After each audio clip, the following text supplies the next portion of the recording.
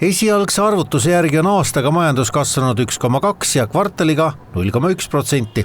Esialgne tähendab, et mai lõpus selguv täpsem arvutus võib neid numbreid muuta, aga ka pangaanalüütikule tundub, et kasvunumber vastab tõele ja võiks olla kõrgemgi. Ma vaatan sinna taustal igasuguseid muid majandusindikaatoreid, näiteks jaemüük või tööstustoodang, vaatame näiteks siin kohalikku kinnisvaraturgu, siis võib-olla ise ütleks, et päris 0,1% see tõus ei ole, et võiks see suurem olla, et on näha ikkagi mingisugust kliima soojenemist siin majanduselus. Rahandusministeerium prognoosib selleks aastaks 1,7% kasvu ja tänane uudis teeb neid ettevaatlikult optimistlikuks. Ta kinnitab seda sükest järk-järgulist aeglast kasvu taastumist, et pikas perspektiivis me ju ikkagi ootame suuremad numbreid ja käesolevaks aastaks ka aasta kokkuvõttes suuremad kasvunumbrid, mis ütleb seda, et edaspidi selle suurema numbri täitumiseks peaks kasv kiirenema, aga kindlasti ta on hea uudis, et majanduse taastumine on siis ikkagi jätkunud.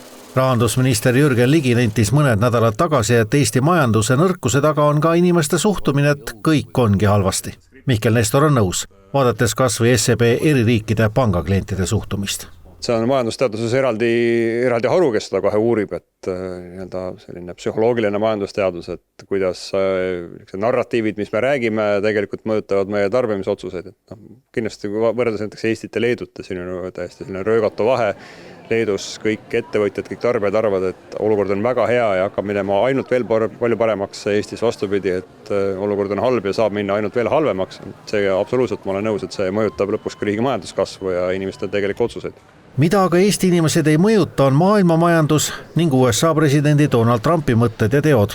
Pöidlad pihku, soovitab ministeeriumi esindaja. See kaubandussõda on pausil, aga kindlasti see on üks selline oluline riskifaktor, et määramatust on palju, teeb ettevõtjad ettevaatlikuks plaanimisel, tingib natuke küsimärke, mis tulevik toob, et selles mõttes tuleb ka pöialt hoida, et see kasvutempo tegelikult jääks positiivseks ja kõik need kasvuprognoosid oleks välja.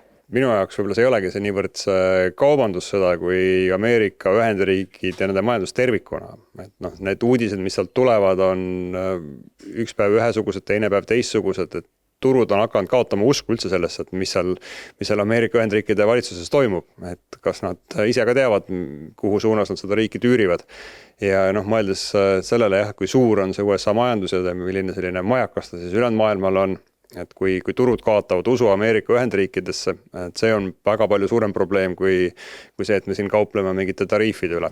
Kaubandussõda ja maailma majanduse keeruline seis võib küll Eesti prognoositud majanduskasvu numbrid langetada, kuid päris majanduslangus see kaasa ei too. Nii on erinevad prognoosijad olnud ühel meelel.